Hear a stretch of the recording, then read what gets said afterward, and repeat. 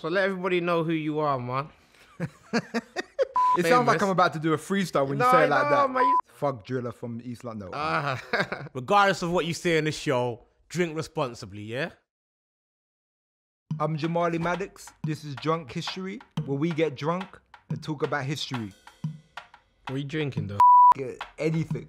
Do you know what my favourite thing about today has been, though? It's the white runners having to call you rap man. Right, that's man's name. That's been you know my what's funny favourite as thing well? of the whole day. You see is what's a middle class white that? lady having to say, excuse me, rap man. All right, rap man, sit back and relax. I'm relaxed, bro. I can tell. You got the tight tracksuit on, you know what I'm saying? You're relaxed. You know I prefer the word fitted. So you can say what you say, but it is what it is. All right, now listen, I'm going to tell you this story about the Sons of Africa. Try. That's a powerful name, you know. But listen, I didn't come up with the name. Oh, nah, that's a big boy name. That is a bad boy name. So it's the Sons of Africa, right? From the 1700s to the 1800s, right? So it's a 100-year period. It was a sick link up. Yeah, it was all these different brothers coming together in England to end slavery. In England, yeah? In England. Okay. Yeah, it was black history in England. So boom, this is what happened, right? But the first guy I'm gonna talk about is called Sancho, right? He just owns a shop. That's all he's doing. He just owns a shop. He ain't selling crepes, he ain't selling nothing like that. He's just selling a bit of bread, bit of cheese, selling, you know what I mean, whatever. And he's just doing his shop thing. He's just like, hey, how you doing, Sancho? Yeah, I'm good. What do you want? Bread. Cool. But then what happens is Sancho realizes that with the fact that he's a property owner and he's a shop owner, he can vote. Power. So he goes down to the voting office. He's strutting. Just what I'm saying. He's doing that lean with the shoulder. Okay. You know what I'm saying? He walks down to the voting poll. He gets there, and there's a bunch of white men. And they look at him all shocked and that. They're gasping. You know what I'm saying? One guy faints. Who's this black man voting? And he goes, Sancho, innit? And they go, you can't vote. You know what I'm saying? And he goes, oh, you can't vote. He goes, oh, yeah. Man's voting, innit? And they go, what gives you the right to vote? And he goes in his back pocket and he pulls out this long scroll and he goes, and he goes, man's a landowner, innit? Man's a shop owner.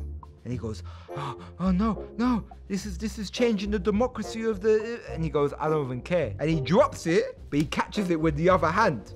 You know what I'm saying? He goes, like that. White people are gasping. They're like, and he's just like, drops it in. Boom. He became the first black man to vote in the UK on record. That's mad. And there was another guy, right, called Ottobah Cugaono. It sounds like you put an accent on there. Right, it Was does, that for my innit? benefit? Because if it is, I don't mind it. I can accept it. I want to be authentic. Okay, I respect it. Right? If there's a Jamaican guy comes up, you can do the accent. Yeah, right? man. Yeah, no, you know what? I get it, man. Ottobah Cugaono. I can't say it without the accent. Ottobah Cugaono. All right, Roger. So basically, what this guy does, right? He basically wrote about the emancipation of slavery. Like, he wasn't having it. He was like, but this slavery thing is done. I agree. I'm over it. So he basically wrote the book. Then he said, but it's missing something. And he's rubbing his chin.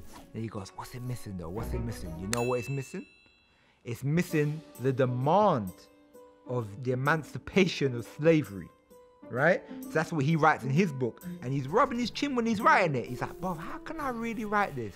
And he goes, you know what? I can't write the demand of emancipation without writing my life story with it.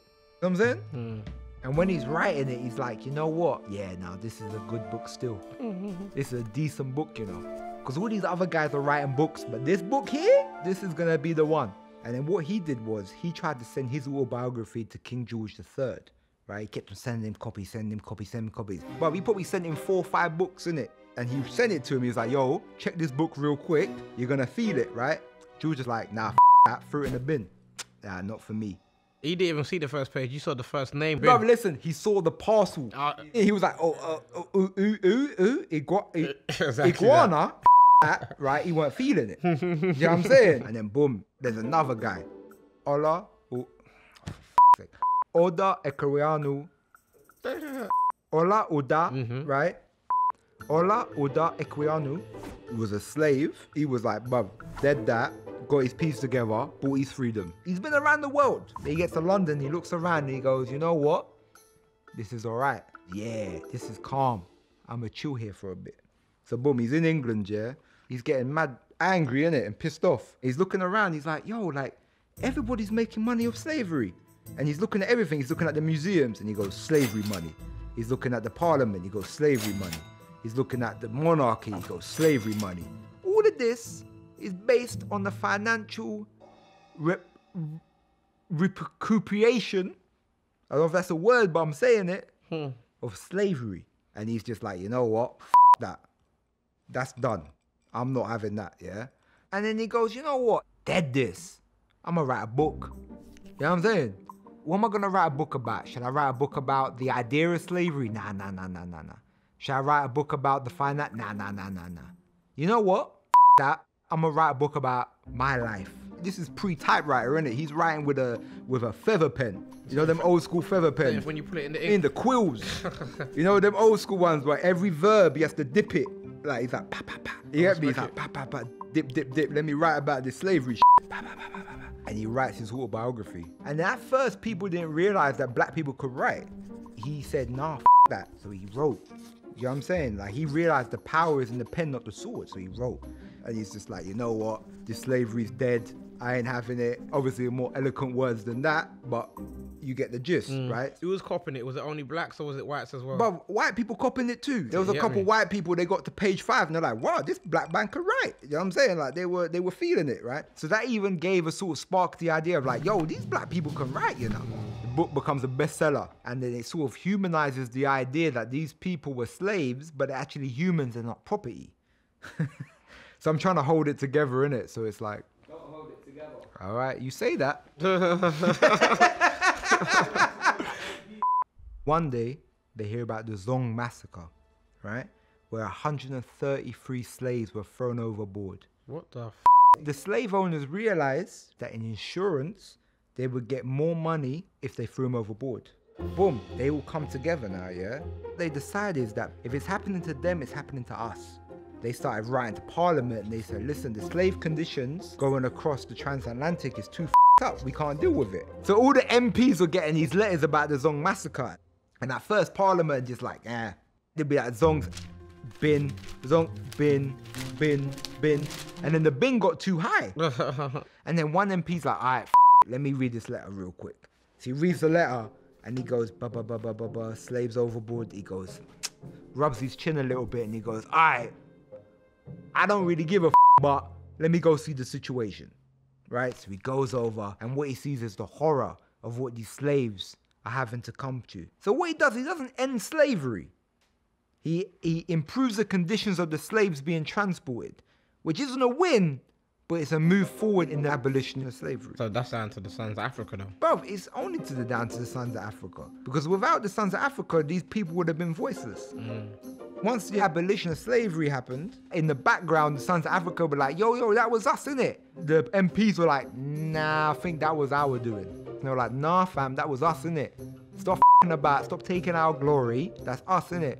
But that's what happens, innit? Throughout history, they don't actually give the people who actually done the legwork the credit. Yeah, nah, that's standard. Even till today, we still don't get our credit.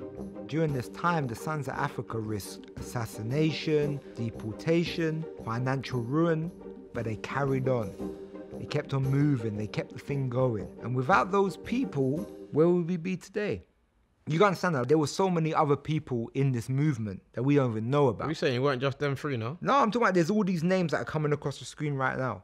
Like all of these people were the movement of betterment of black people across the world. Big them all up. They say black history, but there's no such thing as black history. It's just history. And that should be across the board. Without these brothers, the Son of Africa, the white abolitionists wouldn't even have the idea to free black people. I can believe that. You taught me today. I feel like I've learned. Big yourself up, man. Schools, if you're watching this, put that on your curriculum. Yeah, I don't think school's going to be watching this. Well, because it's just two dudes with gap teeth getting drunk. But we're not playing no gap tooth gang. Some of them ask me when me get it from. Some of them ask me when me get it from. I told them no, it's from creation. I told them no, it's from creation. Bam bam.